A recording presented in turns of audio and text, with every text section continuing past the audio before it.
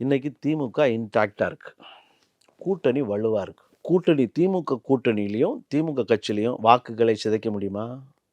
வாக்குகளை பிரிக்க முடியுமா? பிரிக்கக்கூடிய அளவிற்கு சக்தி தமிழகத்தில் ஏதாவது உருவாகியிருக்கா? திமுக வாக்க பாஜக பறிக்க முடியுமா? பறிக்க முடியாது. திமுக வாக்க விஜய் பறிக்க முடியுமா? பறிக்க முடியாது. திமுக வாக்க அதிமுக பறிக்க முடியுமா? பறிக்க முடியாது.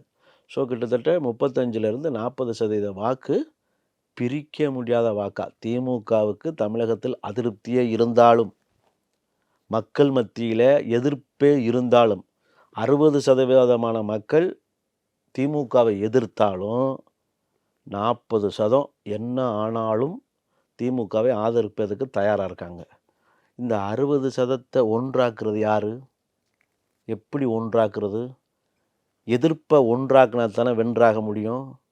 எதிர்ப்பையே பிரிச்சுட்டீங்கன்னா, விஜய் ஒரு திக்கும், சீமான் ஒரு திக்கும், பழனிசாமி ஒரு திக்கும், பாஜக ஒரு திக்கும், ஐயா ஓபிஎஸ் ஒரு திக்கும், தினகரன் இப்படி இப்படி எதிர்ப்புகள் பூரா சிதைஞ்சிருச்சுன்னா யாருக்கு லாபம்? திமுகவுக்கு தான் லாபம். இந்த கல யதார்த்தம், இந்த அடிப்படை அரசியல் அறிவு கூட இல்லாம ஒரு கூட்டணியை அமைப்பது என்பது எப்படி வெற்றியை தரும்?